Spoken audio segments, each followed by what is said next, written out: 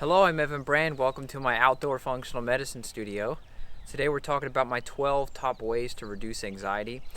Reason is I woke up in the middle of the night, my heart was pounding, I had some crazy dream, and I had to implement a couple of these strategies I'm going to discuss with you to help myself get back to sleep. So number one, get outside and walk. Of course, on the day that I decided to do this video outside, the temperature dropped 50 degrees, so it's like 20 degrees out here Fahrenheit. It's freezing. But get outside and walk. There's tons of research on forest bathing, Shinrin-yoku, which is taking in the atmosphere of the forest.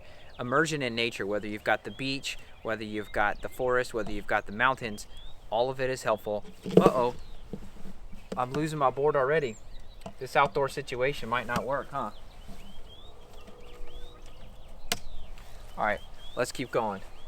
Tea, one of my favorite rituals. Chamomile tea, man, this marker is not good. Chamomile tea is one of my favorites. So chamomile is going to help produce GABA waves, which is the calming neurotransmitter in your brain. Chamomile tea could be used anytime. You're not going to fall asleep if you drink it in the middle of the day if you're stressed out. Next, we've got essential oils. So my top go-to essential oil is going to be lavender. You could put a couple drops on your wrist. You could put a drop on your pillow if you're having sleeping difficulties. Or what I do, keep it in my wife's purse. If we're out and about, we're stressed out, we're sitting in traffic, we're at security at the airport, which is notoriously stressful, we'll put a couple drops of lavender essential oil on each other, and that can calm things down a bit too. Next, we've got magnesium. Now, this is not just any magnesium, it's a specific form called magnesium threonate. Now, this is a form that I specifically use in my Calm Clarity formula for many of my clients with PTSD and other type of traumas that have led to long-term anxiety, but this can also be used for acute anxiety.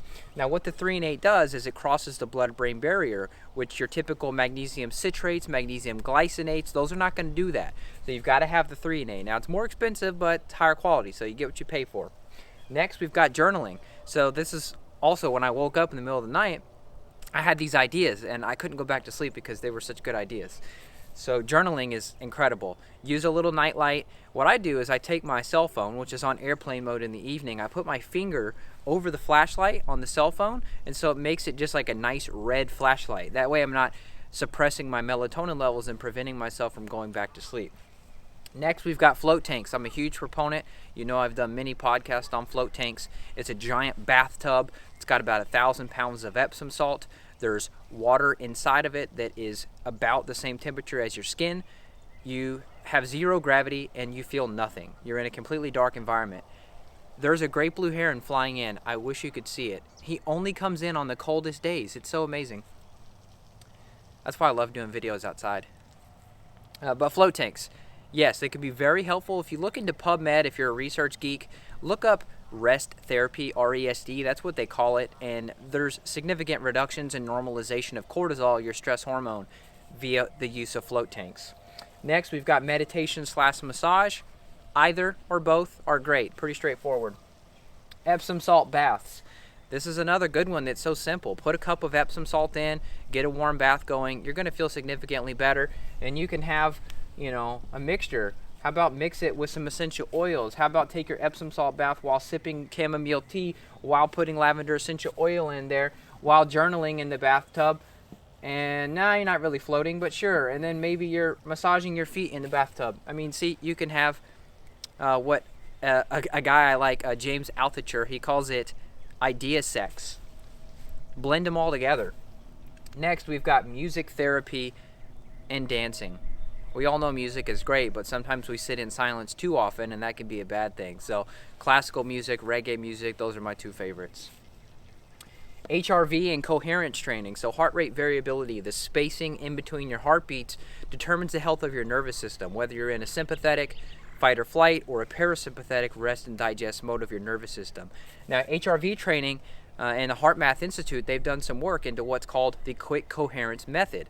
And we can do it right now together. So basically what you're going to do, put somebody in your brain, somebody that you love. You're going to imagine a hole in your chest right here. You're breathing through your heart, heart-focused breathing. You're not breathing through your diaphragm. You're breathing through this hole in your chest that leads to your heart. Now we're going to take a couple of breaths, and we're going to think about someone that we love. Okay? So let's close our eyes and do that.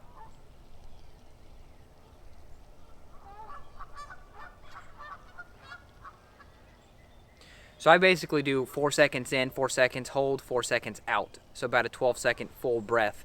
Now I have a little HRV monitor that maybe I'll do another video on, and I can show you my heart rate and my variability changing and me popping into coherence just with a couple of breaths and focusing on someone that you love. Next, we've got balanced blood sugar. I mean, all the supplements in the world are not going to fix a blood sugar that is destroyed by processed carbohydrates and sugar. So if you've got blood sugar issues, you've got to fix those, and that could be a long-term anxiety fixer. And then lastly, GI test and clear, and then I wrote a note here about endotoxins and leaky gut. So basically, if you're eating gluten, I don't care if you're celiac or not, you shouldn't be eating gluten, because we found in several different pieces of research now that the gliadins are going to pull apart those tight junctions in the gut, creating a leaky gut situation. So you say, oh, Evan, but I'm not celiac, or oh, I'm not sensitive to gluten. It doesn't matter if you're not getting acute symptoms from it. You're still tearing apart those tight junctions, creating leaky gut. Now, if you have other stressors in your life, you're not chewing your food, you're scrolling on Instagram while you're eating your lunch, well, those undigested food particles are going to get through that tight junction in your gut. That's going to get into the bloodstream, and that's going to trigger antibodies and could potentially trigger autoimmune disease or other autoimmune reactions like Hashimoto's, which is something probably 90% of the women I work with have already had a diagnosis of before they get to me. So you've really got to get your gut tested. You've got to look for parasites. You've got to look for bacterial infections. You've got to look for candida, which I find in about every 9 out of 10 women I test on an organic acids test, which is a urine sample I run on every new female client of mine. If you've got these toxins in the gut, you're going to have anxiety because the body is fighting an internal battle. So you're releasing cortisol due to the stress, you're releasing likely some catecholamines, you're likely releasing your adrenaline, your noradrenaline. That nervous system is on overdrive, which all of this can help. But once again, we've always got to work back to that root cause, which potentially could be infections and adrenal issues. So my hands are freezing. I'll end this here. This is Evan Brand signing out. If you'd like to schedule a 15-minute free call, chat about your health symptoms, your health goals, then just click on screen here. I look forward to talking with you soon.